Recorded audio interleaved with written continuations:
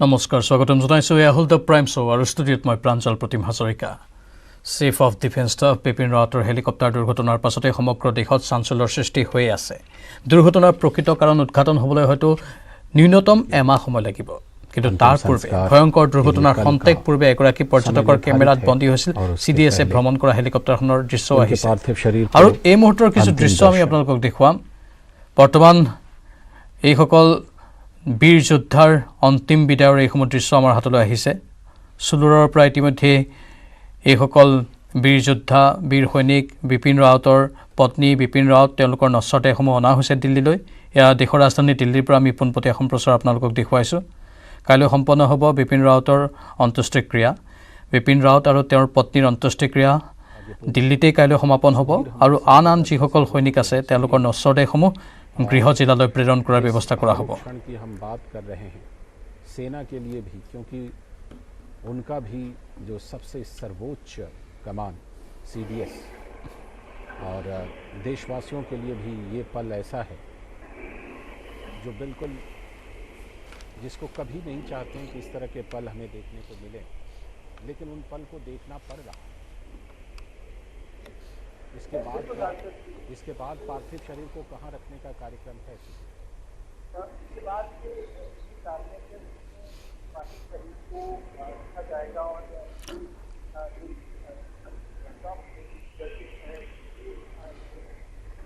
পোনপটীয়া সম্প্ৰচাৰত সাংবাদিকসকলে মন্তব্য প্ৰদান কৰি আছে সাংবাদিকসকলে তথ্যসমূহ জনাই আছে আৰু এয়া চিৰ বিদায়ৰ এই ক্ষণ এইসকল বীৰ সৈনিকৰ chief of defence staff Bipin ৰাৱতৰ নশ্বৰ দেহ অনা হৈছে তেওঁৰ পত্নীৰ নশ্বৰ দেহ অনা হৈছে আন কেইজন বীৰ সৈনিকৰ নশ্বৰ দেহ অনা হৈছে কিন্তু গ্ৰুপ কেপ্টেইন বৰুণ সিং বৰ্তমান তেওঁৰ স্বাস্থ্য অতি সংকটজনক যিজন এতিয়াও জীৱিত অৱস্থাতেই আছে বিশেষণ বাহনৰ জৰিয়তে তেওঁক সুদূৰৰ পৰা লৈ যোৱা হৈছে কামান হস্পিটেললৈ বেংগলোৰত অৱস্থিত এই কামান হস্পিটেল তাত চিকিৎসা কৰি থকা হৈছে কিন্তু বাকী 13 জনৰ নশ্বৰ দেহ বৰ্তমান দিল্লী বিমানবন্দৰত য'ত দেশৰ প্ৰধানমন্ত্ৰী গৃহমন্ত্ৰী প্ৰতিৰক্ষা মন্ত্ৰী আৰু উচ্চপদস্থ বিষয়াসকল তিনিও সেনাৰ মুৰব্বী সকলোৱে অন্তিম শ্ৰদ্ধাঞ্জলি জ্ঞাপন কৰিব আজি নশ্বৰ দেহটো বিপিন ৰাৱতৰ তেওঁৰ বাসগৃহত ৰখা হ'ব কাইলৈ বিয়লিলৈকে শ্ৰদ্ধাঞ্জলিৰ বিশেষ ব্যৱস্থা কৰা হৈছে আৰু শ্ৰদ্ধাঞ্জলিৰ অন্তত অন্ত্যেষ্টিক্ৰিয়া দিল্লীতে সমাপন হ'ব বিপিন ৰাৱত আৰু তেওঁৰ পত্নীৰ पल देखने को मजबूर किया है आगे का क्या कार्यक्रम है कहां पर लोग अंतिम दर्शन कर पाएंगे अपने इस बिल्कुल बहादुर रणबांकुरे का देश के पहले CDS का कहां पर इनके पार्थिव शरीर को रखा जाएगा सुधाकर और आगे का क्या कार्यक्रम है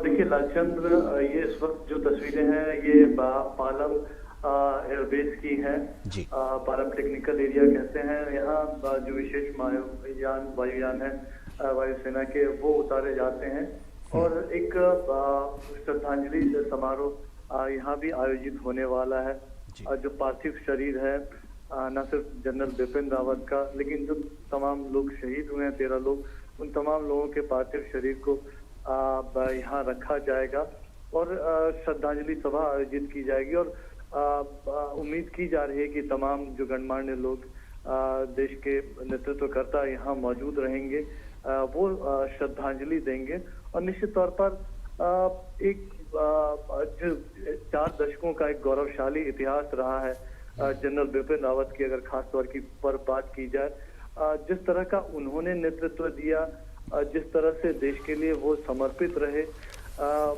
एक तरह से सेना को दुनिया की सबसे ताकतवर सेना बनाने में देश का सामर्थ्य पराक्रम बढ़ाने के लिए उन्होंने जो कुछ भी किया तो जाहिर तौर पर आज ये श्रद्धांजलि देश की तरफ से पूरे देश की तरफ से आज उनको एक तरह से कह सकते हैं कि श्रद्धांजलि यहाँ दी जाएगी प्रधानमंत्री मोदी के खुद मौजूद रहने की संभावना है और उनके नेतृत्व में मंत्रिमंडल के कई अहम सदस्य राष्ट्रीय सुरक्षा सलाहकार तमाम लोग मौजूद रहेंगे और एक तरह से 130 करोड़ देशवासियों के दिलों की आवाज उनके तरफ से ये नमन होगा जनरल बिपिन रावत जैसी शख्सियत को और ये तमाम लोग क्योंकि जनरल बिपिन रावत के साथ जो बाकी लोग भी थे वो ड्यूटी पर थे, एक अहम ड्यूटी पर थे और उस दौरान ये दुर्घटना हुई।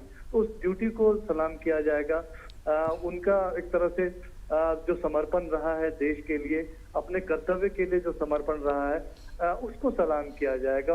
और जाहिर तौर पर पूरे देश के लिए बहुत भावुक पल ये, और एक दो दिन में ये शरीर हम जानते हैं कि मिट्टी के लिए काम करते हुए एक मिट्टी में मिल जाएंगे, और उस मिट्टी का चंदन करते हुए हम जानते हैं कि इन्होंने क्या कुछ अर्पित किया है, समर्पित किया है।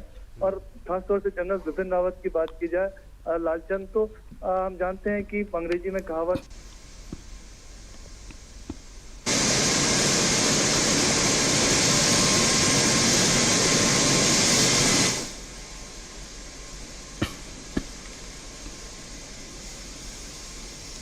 আমাৰ সাংবাদিক তাত আছে আৰু সাংবাদিকে প্ৰতিটো তথ্য জনাই আছে। ইতিমধ্যে আমি কৈছোঁ যে বিপিন ৰাৱত, তেওঁৰ পত্নী আৰু আন আন যিসকল বীৰ সৈনিক আছে তেওঁলোকৰ নশ্বৰ দেহসমূহ পালাম বিমানবন্দৰত অনা হৈছে আৰু তাত সকলো কেন্দ্ৰীয় মন্ত্ৰী, আনকি দেশৰ প্ৰধানমন্ত্ৰী, প্ৰতিৰক্ষা মন্ত্ৰী, গৃহমন্ত্ৰী সকলোৱে অন্তিম শ্ৰদ্ধাঞ্জলি জ্ঞাপন কৰিব। আজি নিশাটো বিপিন ৰাৱত আৰু তেওঁৰ পত্নীৰ নশ্বৰ দেহ ৰখা হ'ব।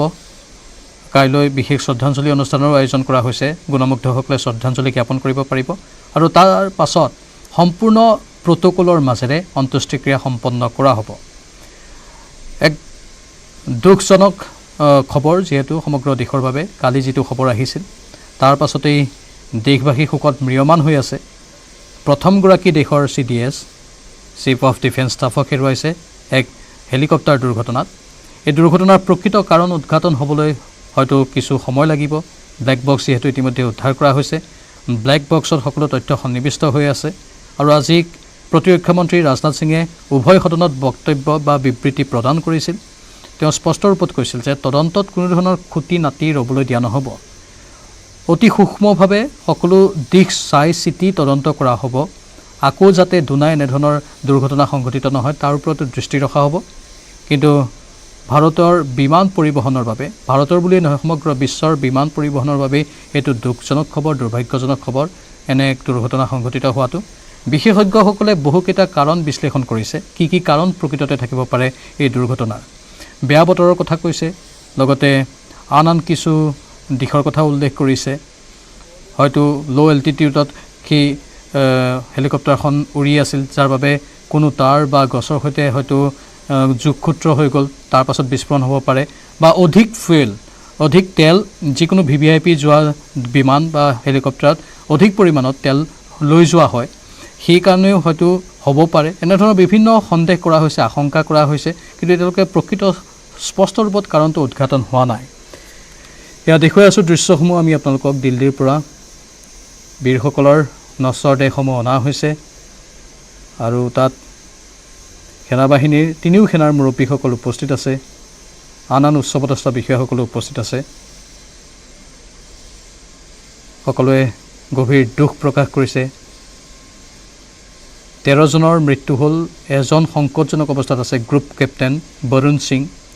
তেওঁক আজি কমান হস্পিটেল বেংগালুৰুত লৈ যোৱা হৈছে উন্নত চিকিৎসাৰ বাবে। আৰু বাকীকেইজনৰ নশ্বৰ দেহ বৰ্তমান দিল্লী বিমানবন্দৰত। এয়া পালাম বিমানবন্দৰ, তাত অনা হৈছে। এয়া পাৰ্থিৱ শৰীৰ, য'ত অন্তিম শ্ৰদ্ধাঞ্জলি জ্ঞাপন কৰা হ'ব। বিপিন ৰাৱত আৰু তেওঁৰ পত্নীৰ নশ্বৰ দেহ দিল্লীত ৰখা হ'ব, দিল্লীৰ চৰকাৰী বাসভৱনত। লগতে কাইলৈ শ্ৰদ্ধাঞ্জলি অনুষ্ঠানৰ আয়োজন কৰা হৈছে। আনসকলক তেওঁলোকৰ গৃহ জিলাসমূহলৈ প্ৰেৰণ কৰা হ'ব নশ্বৰ দেহসমূহক। আমাৰ সাংবাদিকৰ সৈতে আমি পুনৰ যোগাযোগ স্থাপন কৰিম। আমাৰ সাংবাদিক আছে লাইভত। এক দুখৰ পৰিৱেশ তাত বৰ্তমান বিমানবন্দৰত।